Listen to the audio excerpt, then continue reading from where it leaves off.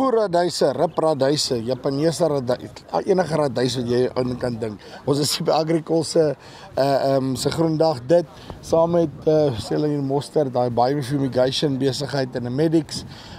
Kom ons vind 'n bietjie uit wat het hulle alles vir jou. Hierdie video is met trots moontlik gemaak deur Bloutand Cattle Tracking. Maak seker dat jy altyd weet waar is daai beeste. Ons sien hulle tot op 'n kilometer, nê.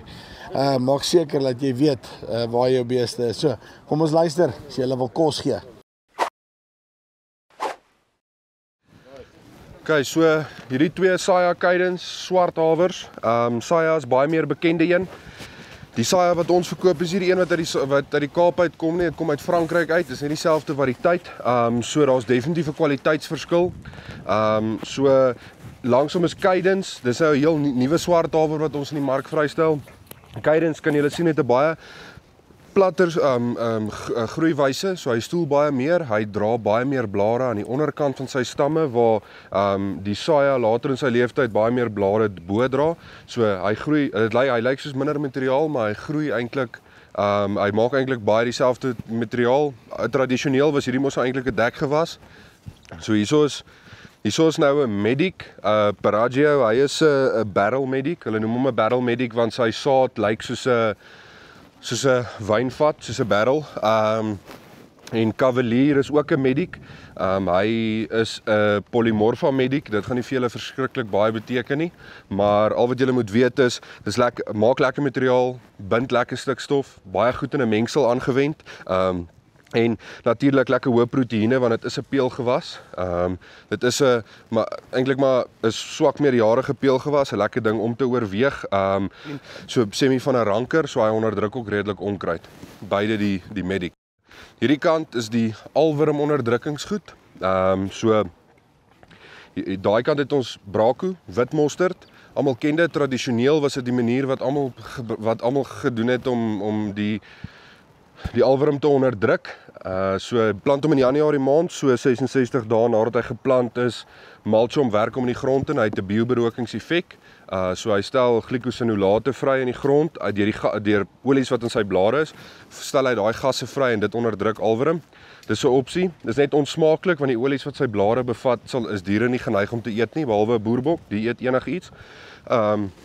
En dan het ons nou hierdie Nema skleroblok mengsel, 'n ding wat ons van Europa afkry. So hy bestaan uit 3 komponente. Hy het 'n berseemklawer in, hy het 'n rocket slaaiblaar in en dan het hy 'n Japaneese radyse, 'n blad ramina in. So die spesifieke variëteit op die blad ramina is die ding wat hierdie mengsel maak wat hy is.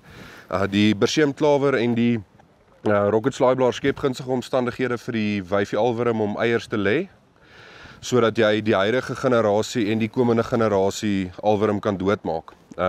En dan as die alwurm vreet aan die knol, aan die radys wortels of die knol, verkurk hulle maag en hulle kan nie voortplant nie. Dit maak hulle dan dood.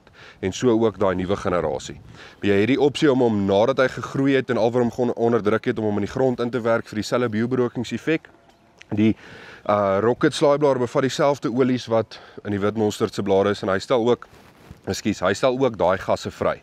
En dan sê ons hierso Nema is nematodes, alwurm en skleroblok, Sclerotinia, maar hy kan Sclerotinia ook onderdruk. So as jy hom nie wil inwerk nie en of jy sukkel met Sclerotinia, as hy gegroei het, mulch hom en los hom bo op die grond, moet hom nie inwerk vir die bioberokingseffek nie. Los hom bo op die grond, hy skep 'n mikroklimaat tussen die grond en daai mulch wat jy daar gegooi het en dit onderdruk dan die sklerote. Ja. Enigiemand iets hierso? Almal reg. Dan gaan ek sommer hierso staan, so daar langs aan sien julle is Daikon Groundhog ripradyse. Ons is stelselmatig besig om maar net voort te gaan met Groundhog. Op die oog af lyk hy vir my lekkerder. Ek gaan hom nie eet nie, maar dit lyk lekkerder. So die doel van daai goed is om 'n rib aksie toe te pas. Baie goeie kos. Beeste, bokke, skape is lief vir dit. Is baie smaaklik, produseer lekker suikers en proteïene. Maar sy groot doel vir hom is om koolstof op te bou. Radyse het die vermoë om enorme hoeveelheid koolstof op te bou in die grond in 'n korter tydperk as die ander goed wat julle nou al vandag gesien het, en hy word gesien as 'n nutriëntmyner. So ons almal ken 'n stikstofbinder en wat 'n stikstofbinder doen. Maar nutriëntmyner, ons praat van uitgeloogde kunsmis en baie mense voel uitgeloogde kunsmis is nou dis nou weg, is uit die grond uit en dis nou by die kern van die aarde en is by China en die rys is nou groei so groot, so hoog soos honeygreen. Maar nee, dit gaan oor uitgeloogde kunsmis is kunsmis buite jou primêre wortelstelsel. Met ander woorde, dit is nie opneembaar vir die plant wat daar groei nie. Wat hierdie radyse doen, nooit gedag in kluis, hierdie ripperradyse doen dit eintlik maar die beste omdat hulle 'n bietjie van 'n dieper penwortelstelsel het, is hulle trek al daai nutriënte wat uitgeloog is buite jou primêre wortelstelsel diep in die grond, trek hy op, hy stoor dit in sy knol. En dan na die seisoen, die oomblik wanneer hy afvrek en wanneer hy afvrek en jy wil nou iets daarna plant, stel hy daai goed wat hy gestoor het in sy knol, daai nutriënte wat uitgeloog was, vry in jou primêre wortelstelsel en dan is dit beskikbaar vir die plant wat jy op een volgende plant. Ja, so hierso kan julle sien, dis maar die verskil. Hy is maar so 'n bietjie meer langwerpig, dis kom ons sê dis 'n ripperradys.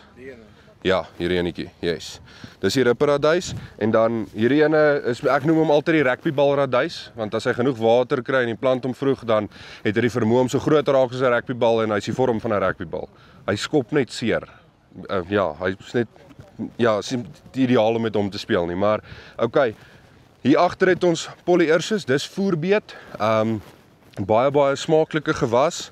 Diere is lief vir dit. Julle sien die blare lyk amper soos spinasieblare, baie lekker. Prominente oranje kleur wat jy kry in die knol. Hulle kan ook groot raak. Ek het al van hulle gesien wat min of meer so groot is. En hy is smaaklik. Kan braktoestande 'n bietjie beter hanteer as die res van hulle. Opsie om te oorweeg. En sy blare bly ook langer sag deur die loop van die seisoen, waar hierdie kan verhard later in die seisoen. So dit is purpletop. Hoekom noem ons hom purpletop? Die punt van sy knol is pers, of die bopunt van sy knol is pers. Dis purpletop.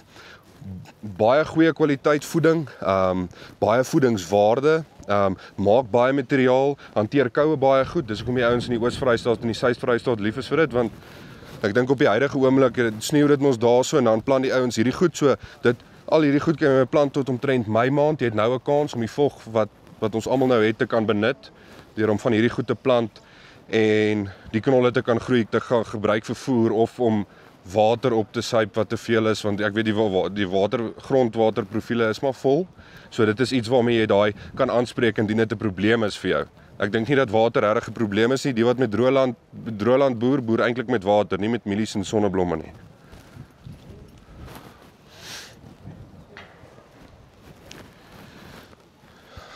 Hierso het ons New York Green Globe, hulle is so oor mekaar. Dis nou, soos die Engelsman sal sê, 'n summer turnip. Hulle noem hom net 'n summer turnip, nie omdat hy in die somer groei nie, omdat jy hom 'n bietjie vroeër kan plant.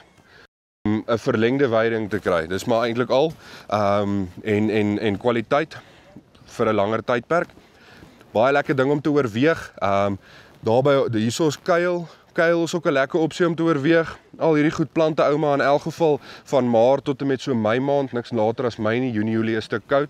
Tensy jy dit wil doen hier in die rypvrye area in Limpopo, as jy meer as welkom. Ek weet 28 grade daar is koud, dan dra die mense baadjies.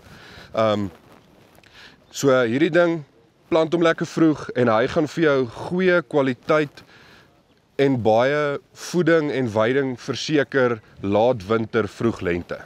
Dis die claim to fame op die kuil, dis wat hy vir jou gaan doen. En dan daar agterom 'n Spitfire, dis nou jou gewone voerraap. En hy's ook 'n lekker opsie om te oorweeg. Jy sal sien hy's 'n bietjie vinniger as wat hierdie Green Globe in New York is. Jy kan sien hy groei heelwat hoër en hulle is op dieselfde tyd geplant, so hy's 'n bietjie vinniger uit die blok uit, as jy iets vinniger soek in die klas. En dan daar agter sien julle is Esso, dis die voererte. Baie wonderlike ding, 'n ding waarvoor ek persoonlik baie lief is om aan te beveel saam met 'n haver, veral mense wat wil kuilvoer sny of wat wil wy. Dit gee jou die opsie om 'n peulgewas daarin te hê wat baie materiaal produseer. Hy smaaklik, hy produseer baie suikers, hy bind stikstof, hy rank saam met jou haver, so hy en die haver hou mekaar soos twee dronkpelle in 'n kroeg, hou hulle mekaar regop en hulle vleg in mekaar in. So ook 'n lekker opsie, lekker hoë proteïene. Daring se proteïene kan tot 15-16% gaan. 'n Lekker ekstra opsie. Ek beveel dit baie aan saam met Magnifico en kom agter dat Magnifico en hy komplementeer mekaar. Hulle albei stadig uit die blokke uit. En later aan as hulle nou baie aktief begin groei en hulle is nou nie meer in die stadige blokke nie en hulle kom in die vinnige baan, dan groei hulle lekker saam, ja. Right, dit is Morney hierso van Agricol se Groendag af. As jy 'n stukkie radys soek, of Medix of daai, linkie bo of hieronder, kom jy met hulle in kontak. Dis die van ons spys af, tot volgende keer. Groete.